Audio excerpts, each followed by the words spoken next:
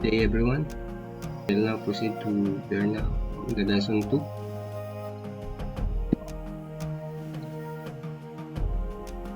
Terminologies, startup or login form, and the graphical user interface. Of course, the additional one, the industry settings. Physics terminologies, you need to be familiar with the physics terminologies before we proceed to the graphical user interface. Before we proceed to utilize the software, we need to familiarize with some terminologies. So, for creating the schedule of the project. Okay. This one, the terminologies we need to learn. EPS or the Enterprise Project Structure, OBS, Organizational Breakdown Structure, WBS, Work Breakdown Structure, activities, the calendars, predecessor, successor, relationships, critical path, the total flow, the free float, the constraints and lag, and the resources. Okay, let's proceed. The EPS. The EPS or the Enterprise Project Structure forms the hierarchical structure of the database of the project. For example, you have a project in housing, you have a project in the land development, you have the project in bridge, you have the project in power plant. This one we will set up this one in the EPS or the Enterprise Project Structure. Then the Organizational Breakdown Structure or the OBS is the global hierarchy that represents the manager responsible for the project in your enterprise. The OBS is usually reflects the management structure of your organization, from top level personnel down to the various levels constituting your businesses. For example, the organizational chart of your company, from president, COO, then the area manager, the project engineer, and so on and so forth. That's why, for example, there are area manager for the project of power plant, housing, bridges, and land development. This one is the organizational breakdown structure. Then the next one is the work breakdown structure. Is the structured in levels of work detail beginning with the deliverable itself, and is then separated into identifiable work elements.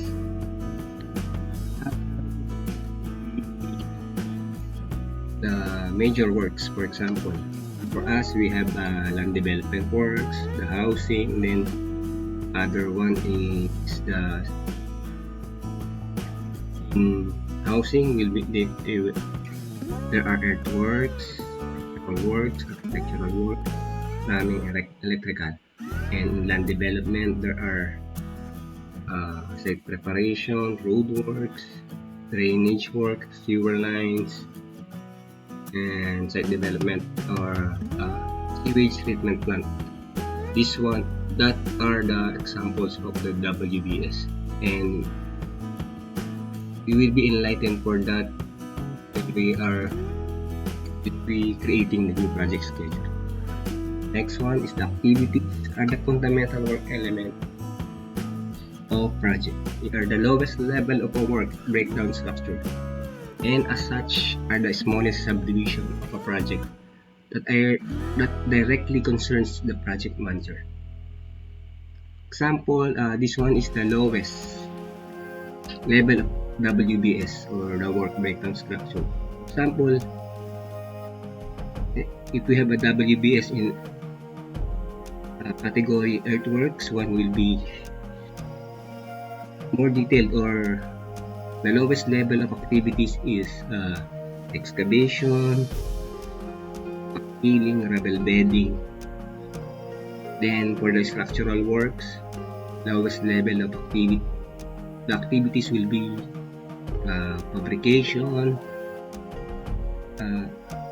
formwork fabrication, steel fabrication, steel installation, concrete pouring, etc. etc. These are the activities, are the fundamental work elements of the project. Okay, next one. Calendars are used to model the working time for each activity in the project. You can also specify national holidays, your organization's holidays, project-specific non-work days, and research vacation days. There are three types of the activities: the global calendar, the project calendar, and the resource calendar. Global calendar may be assigned to activities that occurs in any project. Project calendar is a calendar specific for the project, and the resource calendar. For example, there are resources with special skills. You can assign this resource calendar. Next one, relationships. Defines how an activity relates to start or finish of another activity or assignment.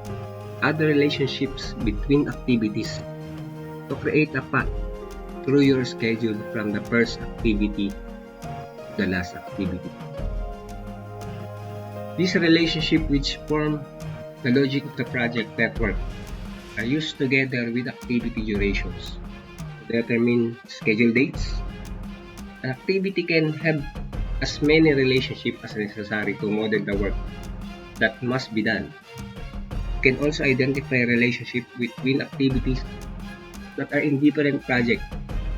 This type of relationship is referred to as external relationship. There are four types of relationship: the finish to start, finish to finish, start to start, and start to finish. We will elaborate that as we go on to our tutorial. The predecessor, an activity that must occur before another activity. A predecessor activity controls the start or finish of each successor. The activity can have multiple predecessors, each with a different relationship. Then, a successor, an activity that must occur after another activity. Activity can have multiple successors, each with a different relationship. I hope you will get that meaning. If you are a planning engineer or a scheduler, you will be familiar with this one: predecessor and successor. The critical path is the chain of activities that takes the longest time to accomplish. A delay to any activity in chain will delay the end date of the project. The total float.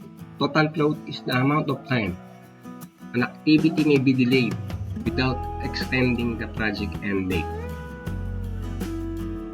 Free float is the amount of time an activity may be delayed without delaying another activity. Then constraints. Network logic alone cannot reflect all project situations. Sometimes activities must be accomplished according to specific dates, rather than on dates determined by other activity in the project. To model dependence on specific dates, assign primary and secondary constraints to activities. These one are the constraint type: start constraints, finish constraints, mandatory constraints, and late constraints. Lag, an offset or delay from activity to each successor. Lag can be positive or negative, and it is based on the calendar of the successor. Resources include the personnel and equipment that perform work on activity across all projects. Resources are generally reused between activities and or projects. The project management module also enables you to distinguish between labor, material, and non-labor resources. Labor and non-labor resources are always time-based, and material resources such as consumable items use a unit of measure you can specify. You can create and assign resource calendars, and define a resource rules, contact information, and time varying prices. Okay, that's it for the terminologies. I will elaborate that if are needed. Okay, let's proceed to login form.